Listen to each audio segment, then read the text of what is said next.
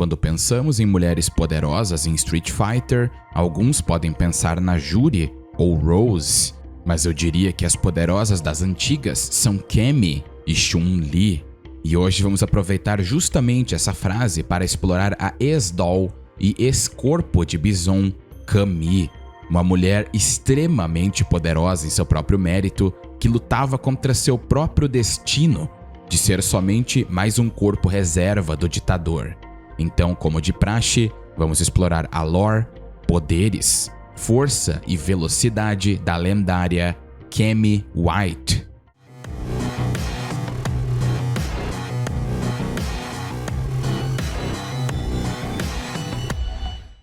Cammy é uma mulher jovem, extremamente forte, energética e determinada com um forte senso de justiça. Em geral, ela é extremamente educada, amigável com aqueles que ela conhece e tem muito apreço, como a equipe do seu coração, Delta, Red, Chun-Li e Guile.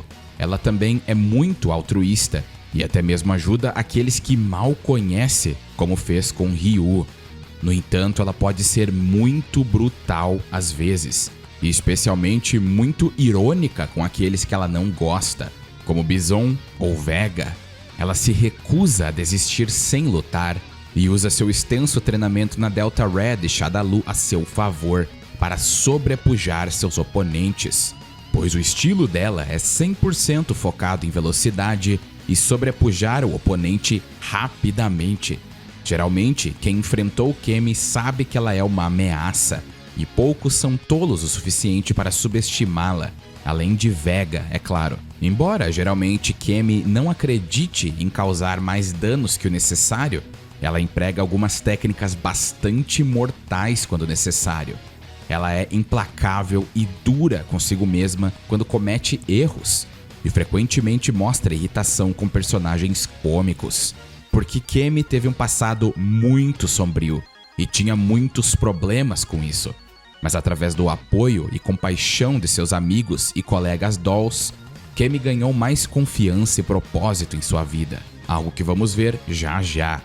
Cammy também gosta muito de gatos, especialmente gatos de rua, e ela cuida de alguns frequentemente.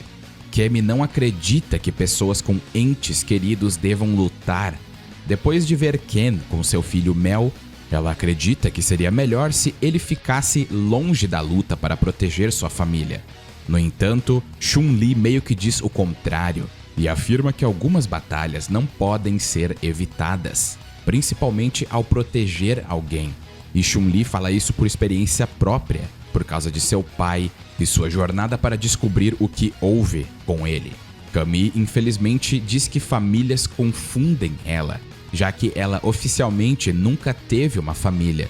E quando ela viu a relação entre Laura e Sean, ela ficou 100% confusa e teve que perguntar a Chun-Li se essa interação entre eles era uma relação irmão e irmã normal. E vamos entender o porquê de Cammy não entender essas relações familiares. E é bem trágico. Durante a criação da personagem Cammy, o seu criador Akiman, ou Akira Yasuda, um nome que vocês vão ouvir muito aqui, queria que ela contrastasse a aparência de Chun-Li, que foi criada através da aparência de Tao do filme Genma Wars, Armageddon. Então ele pegou como inspiração a aparência da assassina Misty do mangá Wounded Man, que também tinha um rabo de cavalo. E os protetores de braço de Cammy foram baseados naqueles que foram usados no mangá Apple Seed, de Masamune Shirow, simplesmente o criador do lendário Ghost in the Shell. Curiosamente, Cammy foi a segunda lutadora da série Street Fighter, e apesar da aparência bonita e radiante de Cammy, não deixe isso te enganar.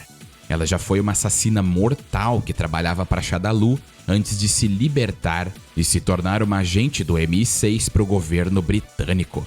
Então, antes de analisarmos a força de Cammy, precisamos entender a sua jornada e os inimigos que ela enfrentou. O local de nascimento real e a história inicial de Cammy são desconhecidos. A primeira aparição canônica em Street Fighter foi em Street Fighter Alpha 2 Gold, onde ela era uma doll que aparentemente se libertou de sua lavagem cerebral e viajou pelo mundo para descobrir a verdade. Mas vocês devem estar se perguntando o que são dolls. Essas mulheres foram capturadas pela Shadaloo e sofreram lavagem cerebral para que elas possam servir totalmente à causa do ditador Bison.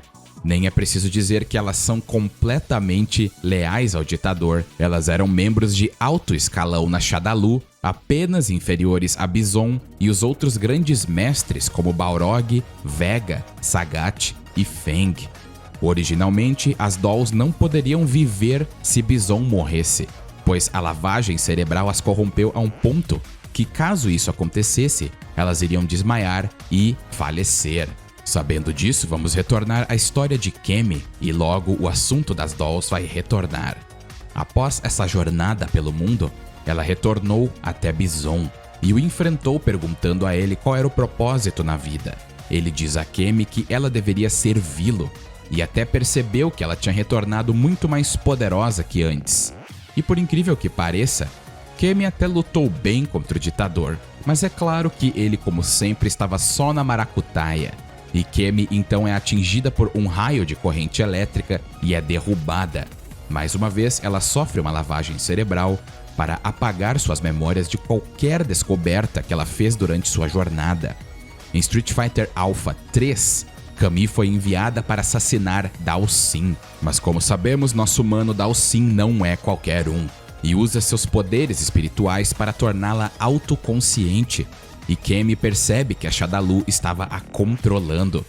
Bison então envia Vega para observá-la e mantê-la sob controle. Mas quando Vega a confrontou, ele revelou que ela era só mais um experimento e que não era mais necessária. Mas incrivelmente, Vega começou a ter dúvidas sobre matar Cammy, se perguntando se ele realmente só se importava com oponentes dignos. E depois de uma luta em que admitiu ter subestimado Cammy, ele simplesmente deixou ela ir embora. Cammy também foi ameaçada por Vega, no sentido que ele disse que havia alguns esquadrões de ataque da Shadaloo que estavam vindo diretamente atrás dela. Cammy se pergunta por que a Shadaloo queria destruí-la, visto que, até onde ela sabia, ela nunca se aliou contra eles. Mais tarde, ela encontrou duas outras dolls, Julie e Juni, que não tinham o benefício da autoconsciência de Cammy. Após derrotá-las, Cammy confrontou Bison. Ele diz a ela que o corpo dela era para ser o próximo hospedeiro dele, devido ao fato da sua manifestação física atual ter sido destruída pelo seu próprio Psycho Power. Depois que Cammy conseguiu libertar as 12 dolls do controle mental da Shadaloo, elas confrontaram Bison juntas. Ele explicou a Cammy que ela era um clone de si mesmo que possuía uma pequena porção de seu Psycho Power, e que se ele morresse, ela morreria também. Cammy lutou contra sua sondagem psíquica e resgatou as dolls do controle de Bison com o Psycho Drive. Cammy tirou as dolls da base da Shadaloo e então caiu inconsciente. Agora ela não é mais um clone, e sim um ser humano independente. Por incrível que pareça, Vega resgatou ela antes que a base fosse destruída, pois não queria permitir que uma pessoa bonita morresse. Ele a deixou na porta da organização paramilitar britânica Delta Red. Em Super Street Fighter 2, Cammy acordou com amnésia e a Delta Red a acolheu. Embora ela não pudesse se lembrar do seu passado, ela reteve quase todas as capacidades de luta que foram implantadas nela durante o seu período na Shadaloo, significando que ela era extremamente poderosa e veloz até para pessoas fortes. Isso tornou ela um recurso muito valioso à equipe. O segundo torneio do Guerreiro Mundial foi anunciado, e ao descobrir que Bison fazia parte dele, Cammy sentiu uma estranha conexão com ele e entrou no torneio. Ao confrontar o ditador, ele diz a ela novamente que ela era uma cópia dele, que ela já matou para ele e que ele plantou ela na Delta Red, mas não esperava que ela perdesse suas memórias e que agora ela não tinha mais utilidade para ele. Cammy não teve oportunidade de batalhar diretamente contra Bison porque Akuma simplesmente usou um Shungokusatsu e acabou com ele ali mesmo. Porém, tem algo que eu preciso mencionar aqui. Existe um trailer de Street Fighter 4 conhecido como Aftermath, que foi criado para divulgar o jogo antes do lançamento. E lá é mostrado quase frame por frame o final de Alpha 3, mesmo dizendo que se passa após Street Fighter 2. E também, Bison foi confrontado por muitos lutadores, Chun-Li faz um feito insano, Sagat destrói parte de uma floresta e Bison destrói seu próprio corpo intencionalmente, em uma cena muito similar a Alpha 3. Em pouco tempo já está se reconstruindo em um tubo na Shadaloo, o que contradiz completamente a história de Street Fighter 4, visto que Bison teve que transplantar sua alma para outro corpo e ocorreu de uma forma totalmente diferente. E se quiserem saber mais sobre a jornada de Bison em si, já fiz um vídeo sobre ele também. E dentro dessa linha Aftermath existiam outros episódios, como o de Ryu, onde ele na forma base podia lutar relativamente bem contra Akuma, sendo que sabemos que isso não é nada realista e uma versão ainda mais poderosa de Ryu em Street Fighter V foi facilmente derrotada por Akuma. Em Street Fighter 4 ele não tinha chance alguma. Então podemos dizer que o jogo alterou muitas coisas que esse trailer e os outros episódios relacionados mostraram. Então, na minha opinião, eles não são canônicos, porque Street Fighter 4, que veio depois, reticonizou esses acontecimentos e, para ser sincero, nunca foi um projeto oficial da Capcom. No quesito dos criadores realmente estarem envolvidos, eles só deram um ok pro estúdio e o estúdio fez a animação. Enfim, após todos esses eventos de Street Fighter 2, conhecemos um pouco mais sobre a equipe Delta, que consiste no líder, o coronel Keith Wolfman, o especialista em armas de longo alcance, Matthew McCoy, a especialista em armas corpo a corpo, Lita Luanda, e o jovem especialista em computação, George Ginzo.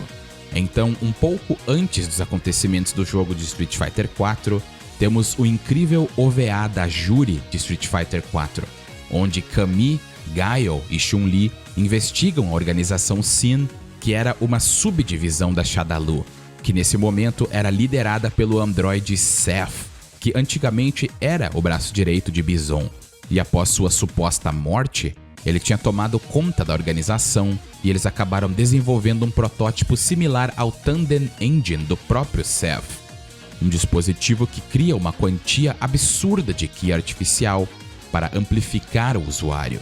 No caso, eles deram o protótipo do Feng Shui Engine para ninguém menos que Juri, que inclusive tem um vídeo completamente dedicado a ela aqui no canal. Juri estava testando a potencialidade do Feng Shui Engine e acabou entrando em conflito direto com os três. Primeiro, ela hospitaliza Chun-Li, mas foge quando Guile e Cammy chegam. Logo em seguida, os três passam a receber denúncias anônimas que eram de ninguém menos que Crimson Viper, que estava dando a eles informações sobre Juri. Eles usam essas informações para alcançar Juri enquanto ela assalta uma instalação secreta que abrigava as 12 dolls da Shadaloo. Só para esclarecer, quando Camille resgatou as dolls em Alpha 3, ela acabou ficando inconsciente, certo?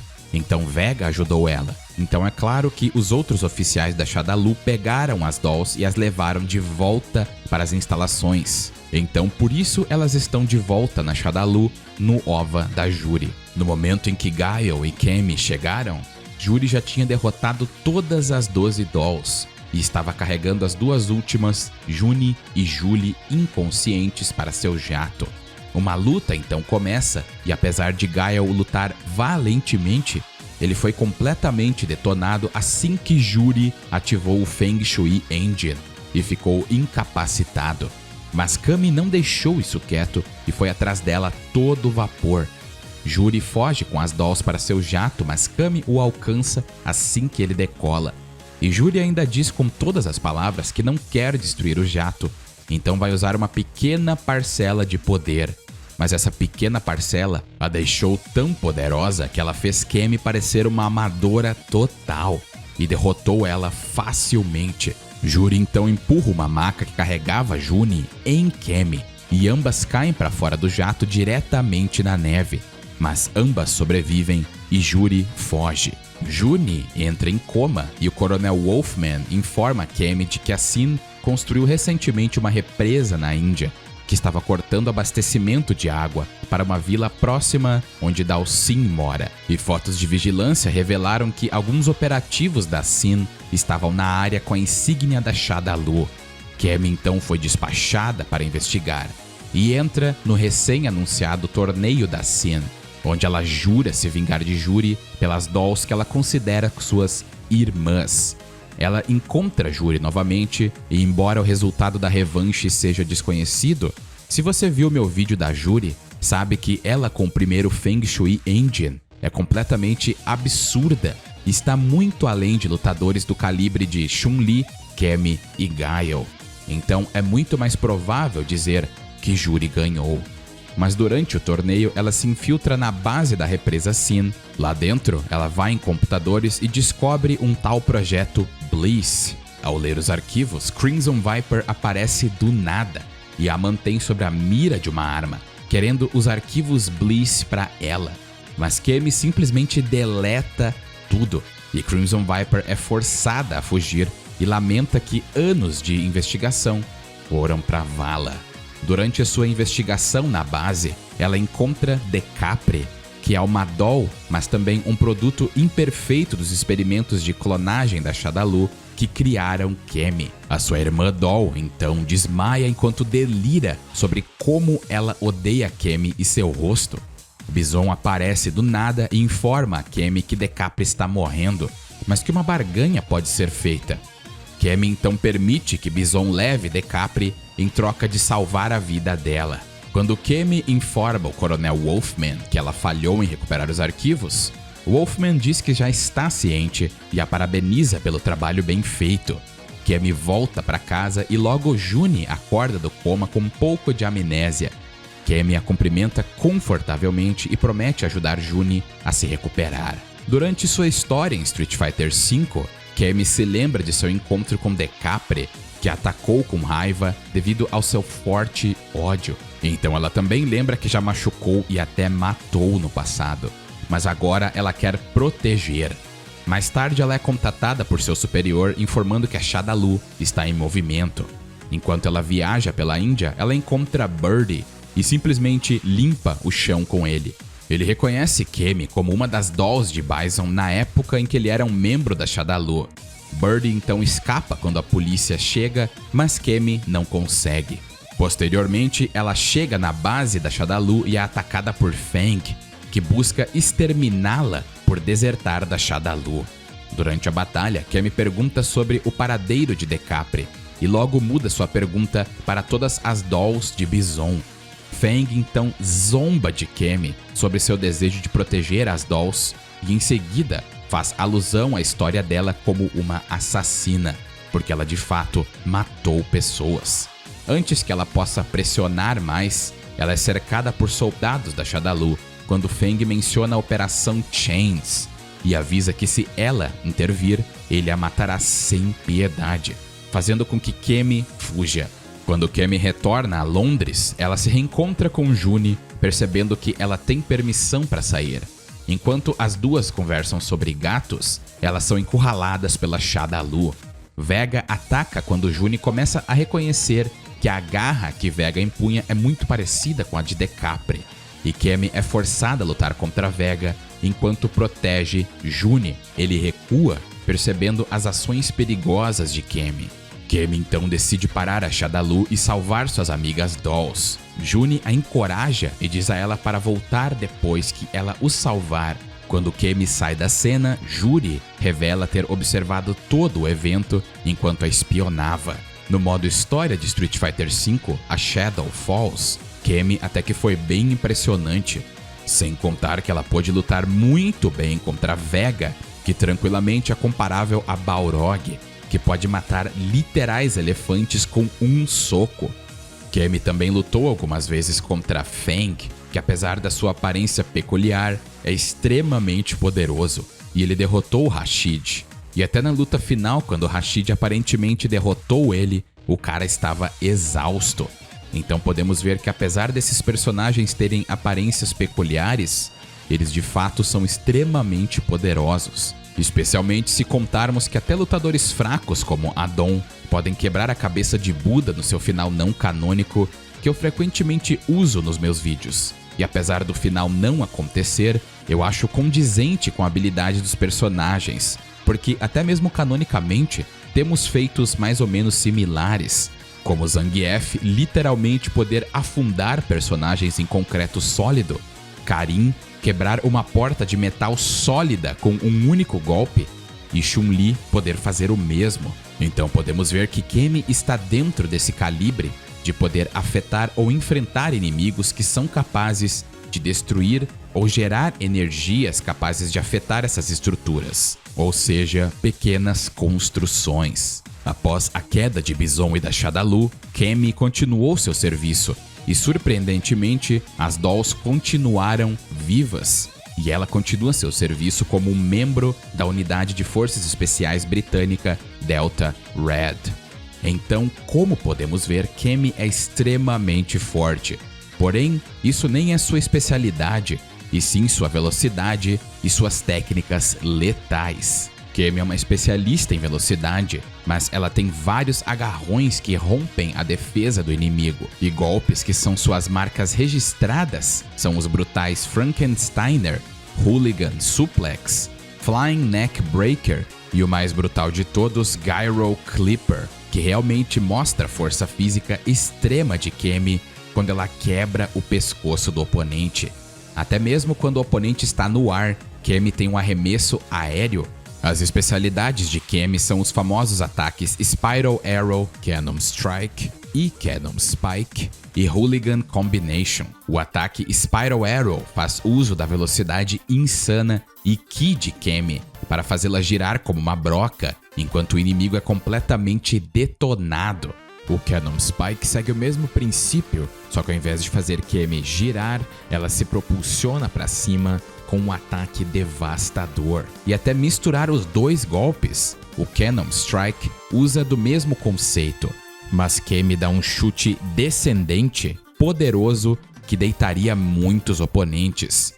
A combinação Hooligan ou Hooligan Combination faz com que Kemi use de sua velocidade para se tornar extremamente imprevisível, e ela pode agarrar o oponente no ar, no chão, atacar as partes baixas, atacar por cima, usar o Cannon Strike.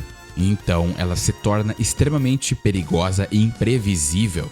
E isso que estou falando é mais na lore, porque apesar de na gameplay ela de fato ser forte, esse vídeo é puramente lore. Kemi também pode usar um golpe onde ela maximiza sua velocidade e dá um salto girando onde ela acerta seu oponente. Mas as técnicas mais poderosas de Kemi estão longe de serem essas. E uma das mais fortes dela se chama Spin Drive Smasher. E Kemi maximiza o Ki e velocidade de seus ataques para literalmente se tornar uma broca de Ki, onde ela mistura a técnica Spiral Arrow e Cannon Spike. A técnica Gyro Drive Smasher é ainda mais brutal e é muito parecida com a anterior, mas ela joga o oponente no ar e o redireciona ao chão com a cabeça para baixo e ainda enforca o inimigo. Pensem em realmente se certificar de que o oponente foi eliminado. A técnica CQC ou Kemi Quick Combination, ou combinação rápida de Kemi, mostra ela literalmente quebrando o inimigo, começando pela nuca e depois os dois braços. É como se Kemi sequer pertencesse a Street Fighter às vezes. A técnica Cross Stinger Assault coloca todas as fibras do seu corpo em sobrecarga, e ela leva seu corpo ao limite, e sua velocidade é extremamente impressionante, e por fim detona o seu inimigo e até mostra uma imagem que na época foi polêmica. Em Street Fighter 6 ela parece ter ficado ainda mais brutal, e aparece até quebrando a nuca e membros de seus inimigos. Então é inegável dizer que Kemi é uma lutadora extremamente letal e muito boa no que faz. Agora, em termos de pura velocidade, Kemi, em termos de reações e combate, pode desviar de projéteis de armas de fogo facilmente. E até os inimigos que ela enfrenta, como Juri, até sem o Feng Shui Engine, pode chutar mísseis como se fossem bolas de gude. O ataque Sonic Boom de Guile, a princípio, é ele movendo seus braços tão rápido que ele quebra a barreira do som e mistura o seu ki, soltando um projétil. E todos eles podem reagir a esses golpes. Kami é um dos lutadores mais rápidos da franquia quando falamos daqueles mais pé no chão, junto a Vega, apesar de Vega ser um pouco mais veloz. Então podemos dizer que Kami, no mínimo, tem reações e velocidades em combate supersônicas.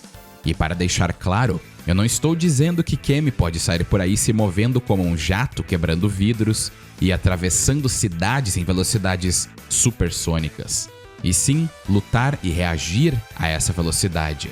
No nosso mundo, o soco mais rápido já registrado chega a 45 milhas por hora, ou 72 quilômetros por hora, que foi realizado por Keith Liddell, e isso até mesmo entrou pro Guinness, significando que seu soco foi 1,61 vezes mais veloz que a velocidade máxima de Usain Bolt, o homem mais rápido do mundo em quesito de corrida. Mas se ele socou tão rápido, quer dizer que ele pode vencer Usain Bolt numa corrida? Quer dizer que Keith Liddell pode correr tão rápido quanto um guepardo? É claro que não, somente que ele pode mover seus punhos nessa velocidade. Então reações e velocidades em combate não tem nada a ver com atravessar cidades correndo ou se mover como Flash.